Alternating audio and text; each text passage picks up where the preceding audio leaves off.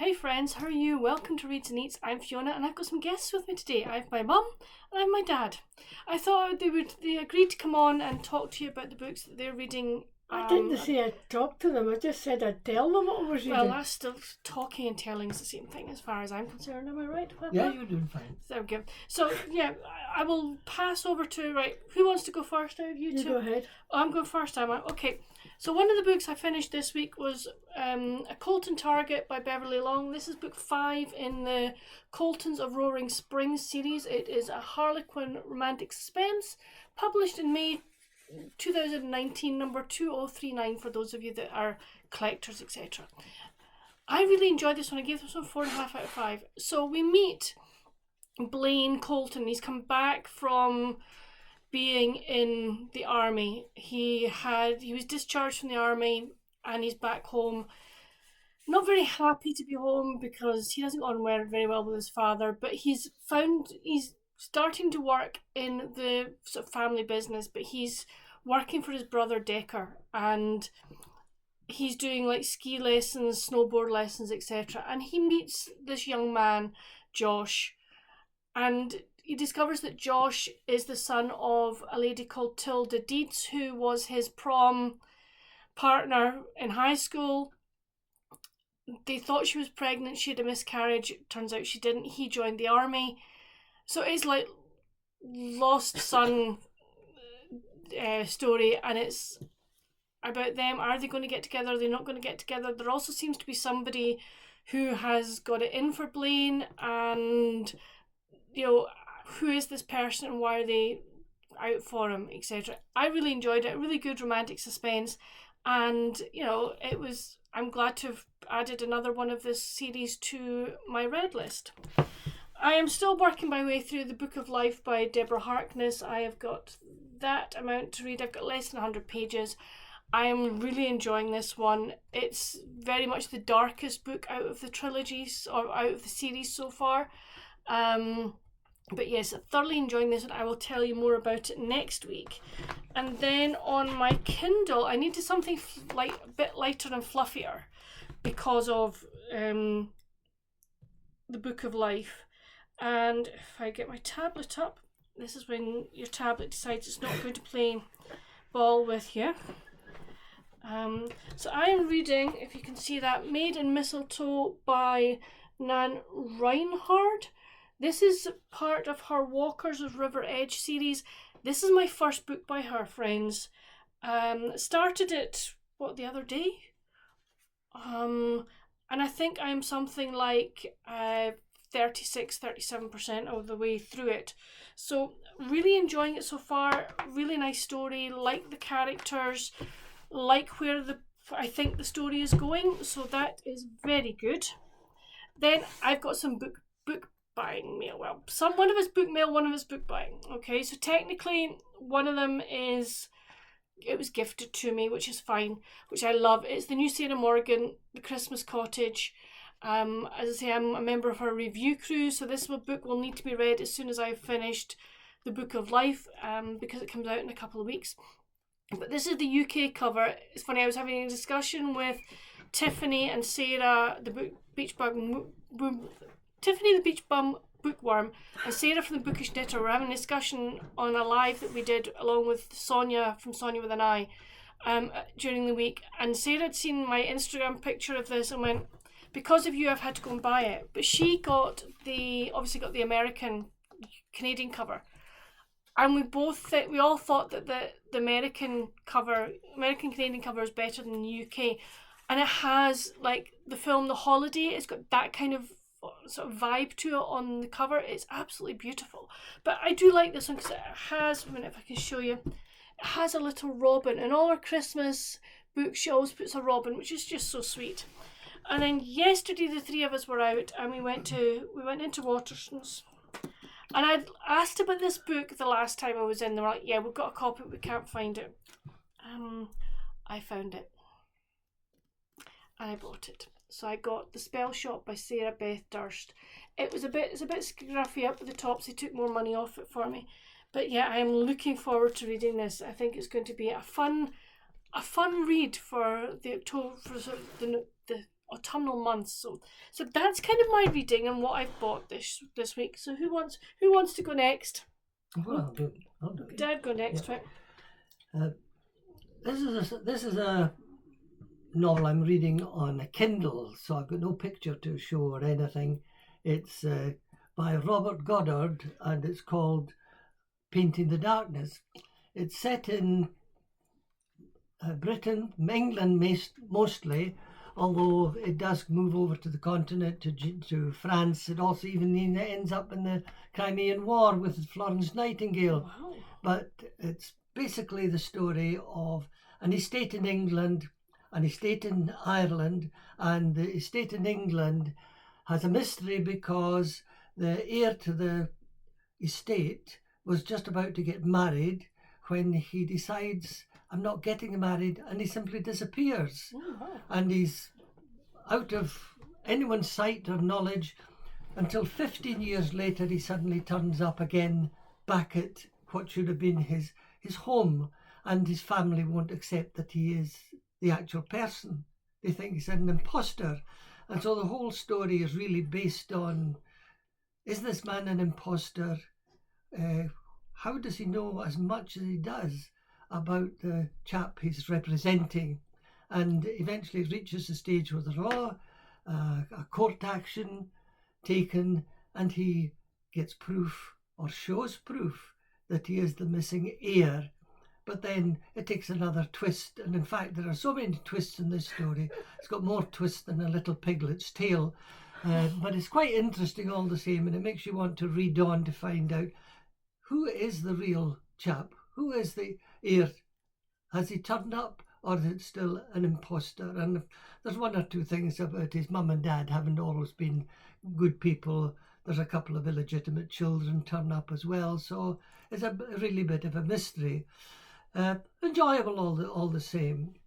The second book is, I don't read it all the time. This is a book, I've got a picture this time. These stories were first published in the Glasgow newspaper way back in the early 1900s, written by a man called Neil Munro, and he was writing about a character called Parahandy. Peter, son of Sandy, is what it means, and he is the skipper of a little coastal cargo ship that goes all round the islands and coasts of Scotland and get up to all sort of scrapes. They manage always to escape from them, and things work out for them in the end. But the stories became so famous that they were created as 3 TV series, which were very, very popular in Scotland. And it's the kind of book that I have all the time, and if I want a bit of humour, then I just pick up a Parahandy and I read it. Do you want to give them? Do you want to read a couple of lines just to let people? Yes. Well, there you go. This is how, as it were, Neil Munro meets Parahandy first of all. A short, thick-set man with a red beard, a hard, round felt hat, ridiculously out of harmony with a blue pilot jacket and trousers and a seaman's jersey. His hands immersed deeply in the pockets of our fathers and the heroes of Rabelais, used to wear a front flap. He would have attracted my notice even if he had not. Unaware of my presence so close behind him, he'd been humming to himself the chorus of a song that used to be very popular on the gabberts. Gabberts are a small type of sailing ship that carried cargo, but is now gone out of date.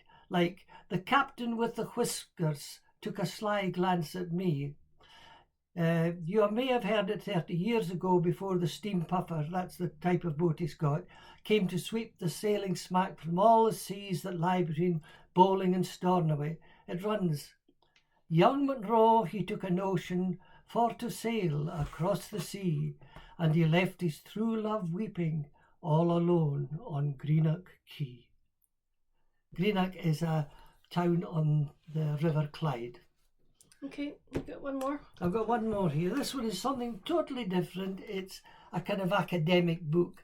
It's the Gaelic landscape, and it's delving into how in Scotland the Gaelic language, which is still spoken in Scotland, but at one time was more prevalent than it is now. And lots of places have names that are actually Gaelic names, even if they've been turned into English forms. And the same thing with mountains. Most of the mountains have Gaelic names, although today sometimes they are given other forms. But that's what it is. And it's very, very interesting, because as you go around Scotland or look at a map, you will find all these names, and let's face it, lots of people don't know what the names mean, although they may use them. And who's that written by? That is written by a John Murray. John Murray. Okay. He's an academic. All right, okay. So Isn't it right though that all the stations, virtually all the stations now, the train stations have Gaelic names underneath? Yes, they've done this. And train stations, you go into a station, like our nearest station is called Drem, and Drem is actually from a Gaelic word, Dreim, meaning a rich topographical word here, meaning that. And also we have lots of road signs now in Gaelic, particularly in the Highlands of Scotland. You'll find the road name boards that have both the Gaelic and the English version on them. cool. Right, home, Ma. I suppose it's my turn now. It is your turn now, dear. Oh dear. I know it's a tough life, isn't Isn't it? it just? Yes. Well, I haven't got copies of the books, but I've been reading recently Yorkshire Murder series. Now there are 10 books. I've read books 1 to 4. I'll get the next 6 as time goes on. I've read the Laurel Cove series. There's 4 books. I've read books 1, 2 and 3. So I've only 1 to do in that one. I've read the Brannan House series. It's got 6 books. And I've read books 1 to 5. So 1 more to go in that one also. And I just started on Beachfront Bakery series. It's a murder mystery, sort of cozy mystery. There are 6 books, and I've read books 1 and 2, and I'm desperate to get the next 4 to find out what happens. I think the beach bakery ones. I think quite a number of people in the cozy mystery community, they really enjoy it. Yeah. So. And at the present moment, I'm reading an Anne Cleeves called A Murder. Is that it's a Jimmy Perez? It's Yes. a Shetland one. I'll read to Read the back of it. A killer who leaves no trace. A group of old university friends leave the bright city's lights of London and travel to Shetland to celebrate the marriage of one of their friends to a local. But late on the night of the wedding party, one of them, Eleanor, disappears, apparently into thin air. Detectives Jimmy Perez and Willow Reeves are dispatched to investigate. Before she went missing, Eleanor claimed to have seen the ghost of a local child who drowned in the 1920s. Jimmy and Willow are convinced that there is more to Eleanor's disappearance than they first thought. Is it a secret that lies behind the myth? One so shocking that many years later, someone would kill to protect it. Ooh, that sounds good. They made a great television series out of Anne Cleeves' books, based on. I'm on chapter 9. Yeah, so I mean, the Shetland ones are really good. Yeah. Jimmy Perez was really, but our favourite detective. Our favourite detective. He's been dumped, which we're a bit sad about. We do watch Vera as well. Mum quite likes Vera. Yes, she writes Vera. Yeah. So what else are you reading? I'm reading a Donna Ashcroft called Summer in the Scottish Highlands. Oh, right. Let's see. Hold on. Which day was that? I know that. Just thinking, we haven't had a summer like that. Is it good? I've just started it. Okay. It's Life's a novel. I don't. So you don't really know much about it. I don't know much about it yet. Okay, so that's fine. So, but it sounds quite interesting because nice cover, I have to say. The daughter has come up from England with her wee child. Okay. A little girl. Because her husband was killed in an accident. Okay. and she's changing house. Right. But the house in England's not ready, so she didn't know what to do.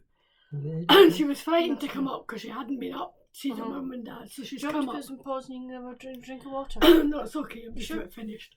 So I've got to the stage where she's arrived, and mum and dad are thrilled. And she's been accepted back into the community, and there are various things. I think, in my own mind, she's going to stay because they're they're trying to sort out the town hall and get clubs going again, and they're trying to set the library up. Now, she worked in a library at one time, so I think this might interest her, and I think they may well end up staying. Well, that sounds really But good. I'll let you know through Fiona. We'll bring you back to do some more. Yeah, So- I suppose because we've lived in the Highlands, we're interested in stories of that kind, and how a little community, as we did live in a little community A very originally. little community. Yes, how things evolve and what people do, and people coming in and people leaving. I think that's probably why you and I both like, small town, Yes. like romances and stuff like that, because we are so used to being in small towns. Well, when we started our married life, Alistair and I, it was Details. in a very small village. Now, communication was difficult. There was only one telephone box, and very few of the houses had telephones. And it shows you how cold it was. Alistair and I went out one night to go and phone his brother, and Alistair did that. Well, And I caught a hold Hold of the door. handle of the door, and it was so frosty it took the skin off his finger. My hand stuck to the Yeah. kiosk door. So he wore gloves from then on. So luckily, I mean, I have to say the weather is turning colder here. Definitely, Trees are beginning to turn. beginning to turn. So we've got. I think we said there's going to be an Arctic blast that's coming down, and there's due to be like snow up in the Highlands this weekend. So lucky them. Dad's going, you're got to be joking. But Snows for Christmas cards. exactly, and for Christmas. I don't mind if it's snowing in Christmas. Yeah, I know we're talking about Christmas. We actually have seen our first turkeys in the shops. We got yesterday when we were out, we were Marks and Spencer's. We got the Marks and Spencer's food catalogue. Yeah, but wasn't the Christmas tree up in Curry's? Oh, I was in Curry's yesterday as They've got well. the Christmas tree Uh-huh. Curry's have That's got what the she Christmas tree up. Yeah, I was Oh, like, God. come on. I was actually going to speak to Chris and say, we're not a bit early, son. We haven't had Halloween here No, yet. exactly. We haven't had Halloween yet, so but that's kind of the way things are going at the moment. But anyway, that's it for this video, friends. We hope you've enjoyed seeing Mum and Dad and hearing about what they're reading. What are your plans for the weekend or for the rest of the weekend? I'd love to know. We're about to go watch rugby. Edinburgh are playing this afternoon in 15 minutes, so we're going to go and watch that. We watched Glasgow win last night, so that was good. I will be reading. We'll all be reading. That's kind of what else. Our favourite thing to do at night sometimes is put on a Nong de Rio video and sit and read. Yes, we've had a couple of nights like that this week, which have been good. So it might be we do the same again tonight. But that's it from us, guys. Do you want to say goodbye? Bye. But Nice to talk to you. come chat with us down in the comments, and we'll see you soon. Bye.